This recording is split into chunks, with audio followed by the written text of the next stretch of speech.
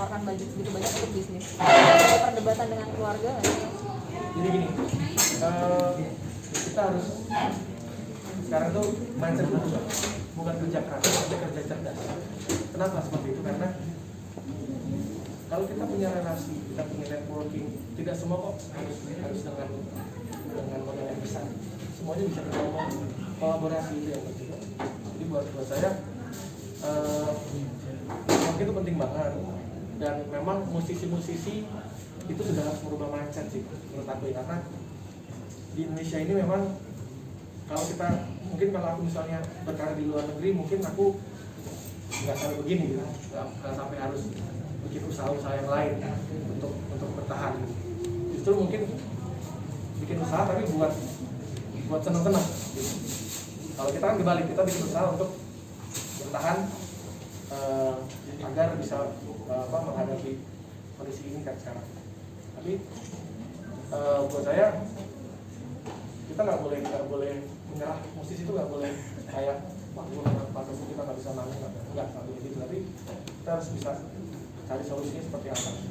Terus memang saat ini industri musik kan sedang berjalan untuk menuju ke bikin sejahtera si seniman ya.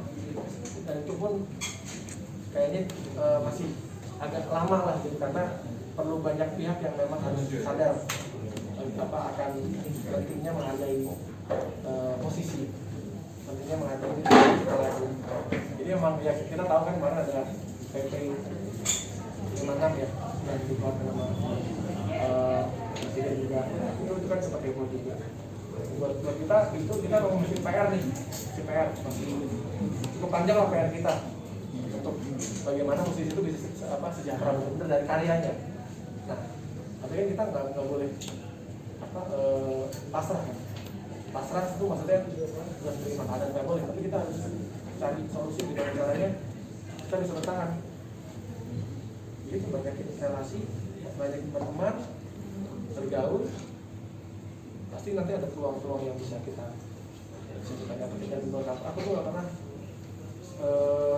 menganggap mikir yang negatif tentang peluang-peluang yang hadir dalam hidupku gitu. Aku selalu punya pemikiran positif. Jadi karena aku pikir tidak pernah ada peluang yang kedua. Sama kedua aku nggak pernah percaya itu. Jadi kita harus ambil momen itu, kita harus udah dapat kesempatan ambil. Karena kita nggak pernah tahu kesempatan itu ternyata hanya sekali. Jangan sampai menyesal. Ketika dapat kesempatan bersama Mas Ripan, pas kita kolaborasi, kita bikin, ayo, nggak pernah mikir bakal tiba-tiba jadi 20 tadi nggak pernah mikir masih. Coba kalau waktu itu aku nolak, mungkin aku nggak bisa merasakan hasil dari tim Tosil.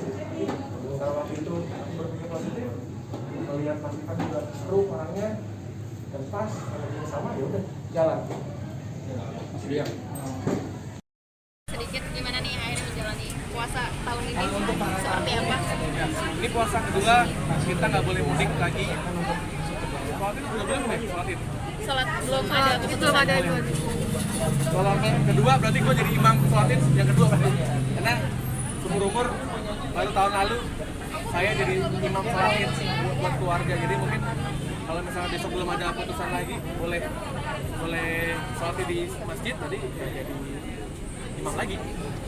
Itu seru sih pengalaman yang ini kan hanya dirasain di era sekarang, belum tentu 10 tahun lagi bakal ada lagi. Jadi ya kita nikmatin aja lah. Ini akan jadi satu hal yang akan kita ingat terus.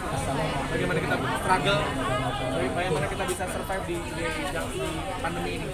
Mas melihat juga kan per hari ini per tanggal 22 April ini sudah mulai dilarang mudik nih Mas gitu. Sudah mulai dilarang mudik karena kan sudah banyak sekali orang-orang bikin roti di dalam. Siap, bikin roti ya? Ya, kita bikin roti di dalam dari situ.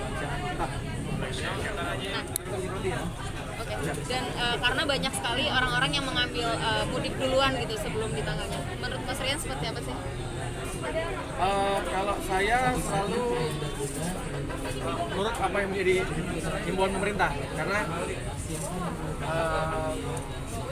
itu memang dibutuhkan untuk kerjasama antara masyarakat dan juga pemerintah agar semuanya terlaksana dengan ini kan juga lagi pandemi ya, kita sedang berjuang atau melawan si COVID-19 ini biar tidak nambah lagi gitu kan. Jadi ya seharusnya memang kita harus menuruti apa yang menjadi himbauan pemerintah. Berarti akan ada open house mungkin Mas, biasanya kan dari tahun ke tahun dulu sebelumnya juga ada open house gitu. Kali ini akan seperti tahun kemarin Makanya juga. kita lihat dulu nanti dari pemerintah gimana himbauannya, apakah boleh silaturahmi, apakah boleh. Tapi kalau lihat kondisi sekarang, vaksin kan belum tersebar luas juga dari semua vaksin, jadi sepertinya ya mungkin harus agak sedikit ditahan dulu gitu. Mungkin lebarannya via Zoom atau virtual. Tapi pernah ada kebiasaan mudik nggak sih Mas Rian? Saya mudik terus biasanya ke Jogja. Oke. Tapi kebetulan kemarin beberapa kali ada kerjaan di Jogja sih, jadi bisa sekalian mampir. Wajib dia ke Jogja terus ya, atau bareng keluarga. Ya, pengennya kalau Jogja kan memang banyak keluarga juga, jadi senang kalau bisa balik ke sana. Apalagi ngajak anak ya. Anak tuh senang kalau diajak jalan-jalan apalagi ke tempat kelahiran bapaknya gitu kan. Kalian udah mulai mengajarkan anak berpuasa? Puasa ya, sikapkan. Udah mulai Ya, Ralia sudah mulai berpuasa. Cuma kadang-kadang dia kalau tiba-tiba udah masuk jam 12 bilang sakit perut, ya udah kita nggak boleh maksain. Maksudnya tetap kita kasih tahu, tapi kita juga nggak boleh jadi anaknya jadi tersiksa gitu. Jadi biarkan ngalir aja, belajarnya ngalir.